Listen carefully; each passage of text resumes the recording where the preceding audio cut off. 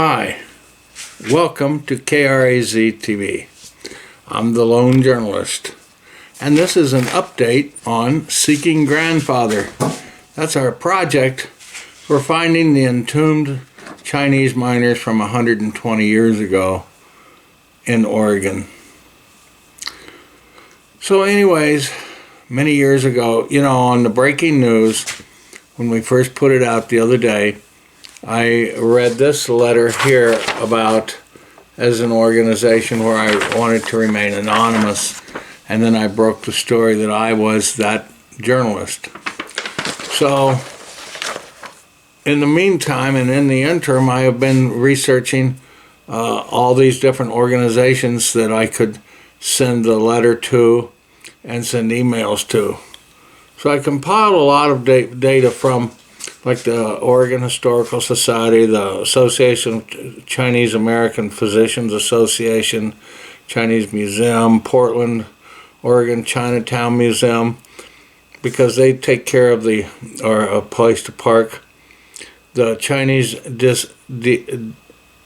Diaspora Project, it's in SOU.edu, so that's Southern Oregon University. And we've been getting some great results, but the thing about it is I went out and tried to send the email to CC them all, so they all got a carbon copy, and I made a list of, 20 or so, and sent it off, but the header email came back undeliverable because I couldn't find the email for that one, or has been changed, and I can't find it. So what I've decided to do is go ahead and find the physical addresses of all these people and resend them. If I had sent the anonymous letter earlier, 5 years ago, that I would go ahead and send it today, or a new letter. So I crafted a new letter to add on top of the old letter, and we put our little QR code here so you can see it does work. So take advantage of watching that over at KRAZTV. Now we're going to list this and all the updates on Seeking Grandfather, that's the name of the project, at the Zero Channel, at KRAZTV Live, and Tucson Mineral Mile, because they were Chinese gold miners, and they're lost, they're lost in a mine up in Oregon from the Chinese Exclusion Act. So I wrote a little letter on top from Reed J. Martin, PhD, disclosure video link, and then I list that. Hello, my name is Reed Martin.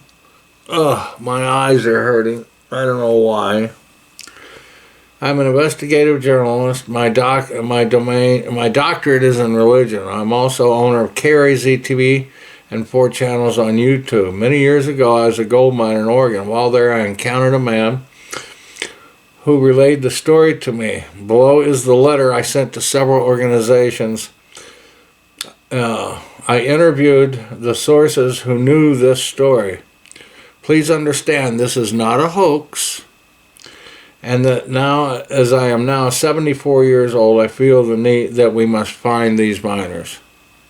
Thank you for listening. Perhaps you can do something to help this endeavor. So that's part of the update, is we're now sending out a physical letter to 20 different organizations. The Consolidated Benevolent Association, Chinese Progressive Associates, Chinese Historical Society of Southern California, Chinese Historical Society of America, the Chinese Museum of Washington, Oregon Chinese Diaspora Project, the Chinese Historical and Cultural Project, Portland Chinatown Museum, Mocha Museum in New York, the Oregon Chinese Coalition, and South Oregon Chinese Associations. So these are some of the, I believe, would be the relevant people to send this data to. So I'll be right back.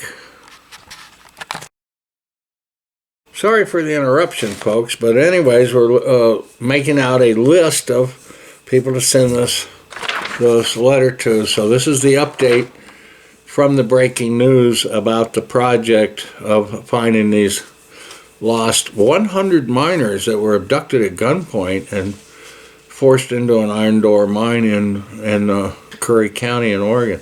Curry County became we're finding some of the data that it was consolidated out of two counties, Josephine and Coos County. Also, some of the other data that I've looked for, I've been wanting to ask for donations because, if the miners are in there, the main project, I think, is to find the iron door and find the miners. If they're in there, then that's when the real work will take place. However, if nothing's there or doesn't come up, then there's no need for large amounts of money for the forensics and the analysis of that project carried further. So I wanted to find the mine first, and of course then I thought, well, we're going to have LiDAR, we're going to have a lot of research and geospatial data and finding stuff from different folks that would help us out. But in the interim, since last night, I went online and I found from the Oregon State government, LiDAR, so that eliminated, if it works, about $50,000 in profile. So I won't need that kind of money in the donation at KRAZTV.com. I do have a donation page there, and I would appreciate if I get anything. But right now, I'm just into postage and stationery and a few minor expenses. So I'm not incurring any cost. And my goal is also, I'm not wanting to do this for money or glory. The point is we need to find these miners, and I believe the story really did happen. And a lot of people that I interviewed or talked to 37 years ago all knew the story. So it isn't like, well, they're just making this up. I think it's a matter of shame, or they're not going to say anything, as you can well imagine.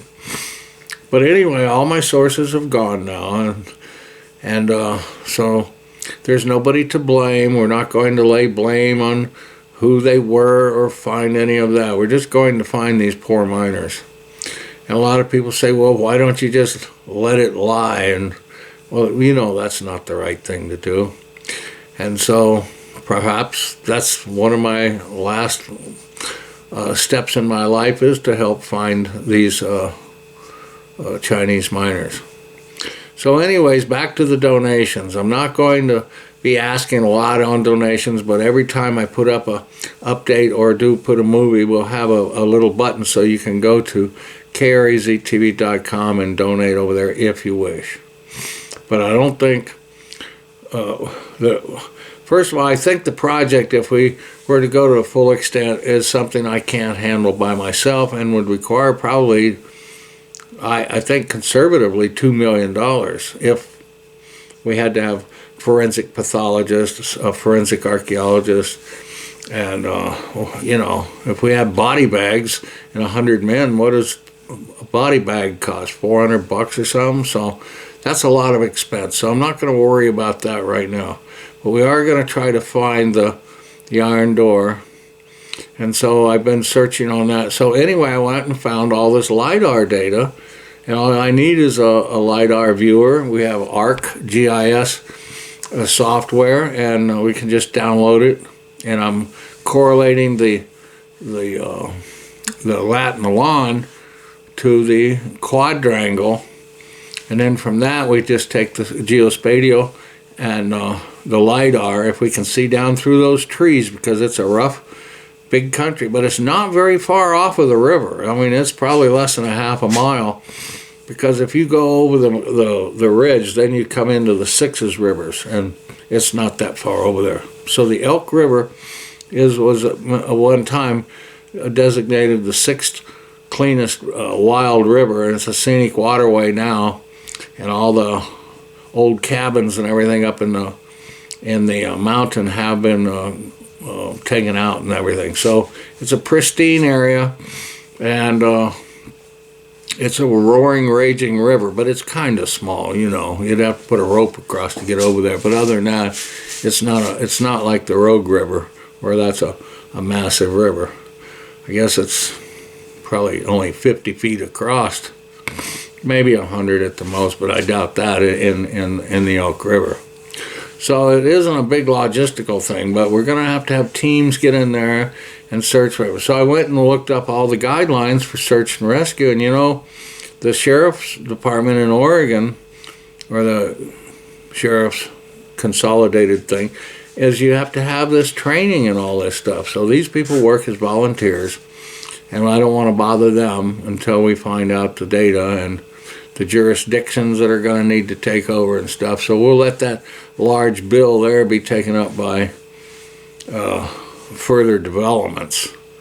So right now, I'm keeping costs down by finding this LiDAR data that's provided by the state. And I've also done a lot of research in the PDFs on the early Chinese, some of the names in the rivers and parts around there associated and near this area, which are probably not useful as far as finding the actual miners on Elk River, but that correlates the story that syncs nicely with the diaspora project.